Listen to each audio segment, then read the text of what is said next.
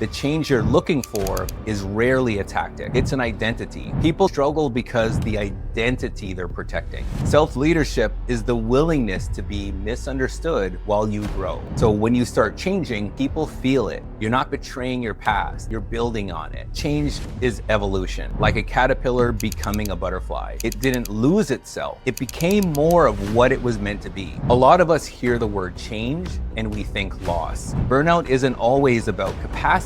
Sometimes it's about... I'm Dwayne Smith, and this is What Changed. This podcast is about the moments that shift us internally before anyone else sees the results. Today I want to talk about identity and why that gap between who you are and who you want to become feels so uncomfortable. If you're navigating change in your health, relationships, career, or just within yourself, you're in the right place. Now, I'm willing to bet there's a version of your life that almost happened. And most people never talk about it. The relationship you almost stayed in, the job you almost accepted, the version of yourself you almost settled for. Now, I don't think success changes people, but what I do think is one honest moment actually does. And that moment is usually invisible because nothing in your life changes until something inside of you does. And that's what this podcast is about. But let me explain to you how I got here. Now, when I was a kid, I used to take my toys apart, not to break them, but to understand them. Things like, how does it light up? What makes it move? Where does the power come from? I was always more interested in what made something work than how it actually looked from the outside. And if I'm honest, I never really stopped doing that. I just shifted from toys to people. Now, I've always been curious about people's journeys. That's just a part of my DNA. But it was more about not just what they do, but how they became who they are. That's why I bring guests on this show. Not because they're professionals or subject matter experts, but because I want to understand the lived experience behind their expertise.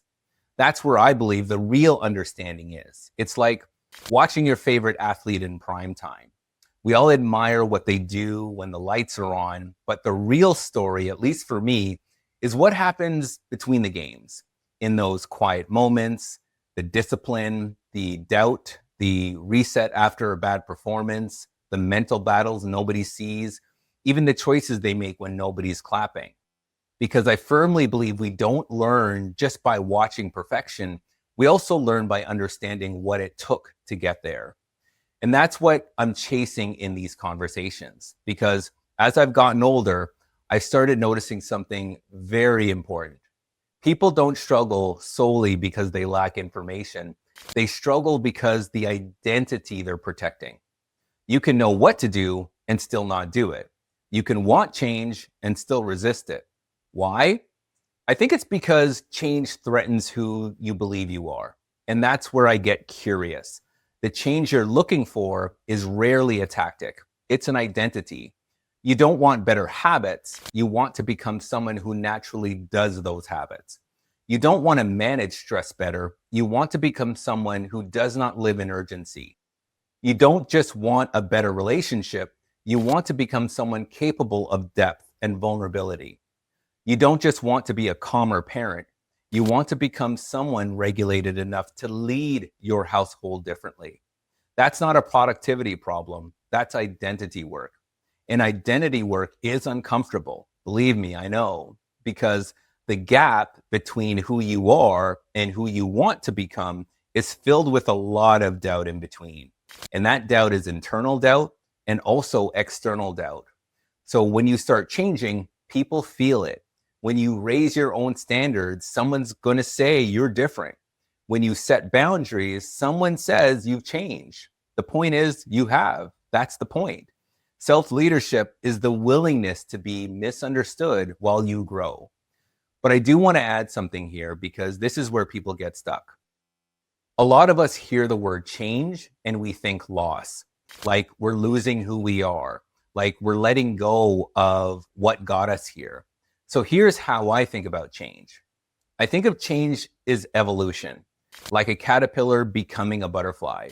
It couldn't fly before, but now it can. It didn't lose itself.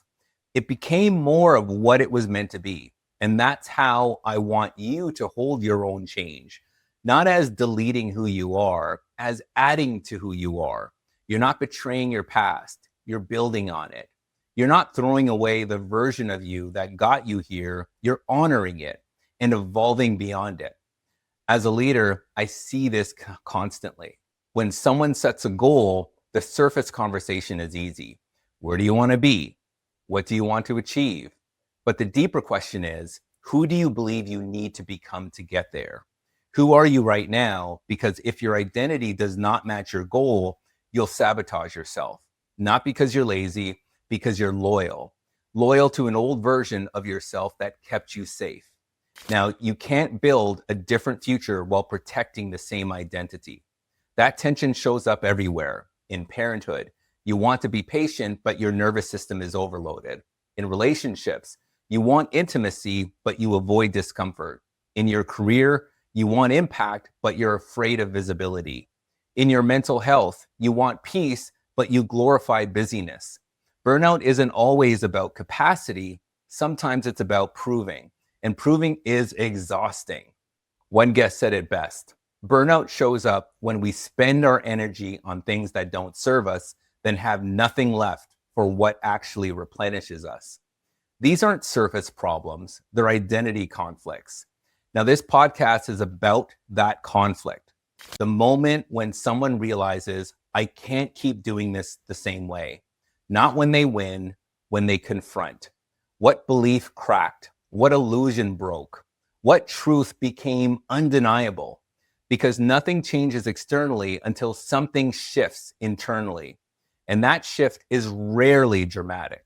It's quiet, it's personal, it's honest admission. Things like, this isn't working, or I want more, or I'm capable of something different. You don't need more information. You need one honest admission. That's the turning point, not the strategy, the honesty. So this isn't a show about optimization. It's a show about self-leadership, about the messy middle between who you were and who you're becoming. The parent trying to break generational patterns. The partner learning how to communicate. The professional navigating burnout. The person who feels misaligned but can't yet explain why. If that's you, you're not behind, you're becoming. And becoming always feels uncertain. In these conversations, I'm not looking for tips. I'm looking for the moment something changed. Because when you understand what changed in someone else, you start recognizing what's shifting in you. And that awareness is power. Not loud power, internal power. The kind that moves your life quietly. Now, if you're in that space right now, if you feel friction, if you sense you're outgrowing something, this is where you think that through. This is where we unpack the inner workings. This is where we ask the better question, what changed? And if that's a question you're ready to sit with, subscribe, because this isn't about watching other people evolve. It's about leading yourself through it. We're just getting started.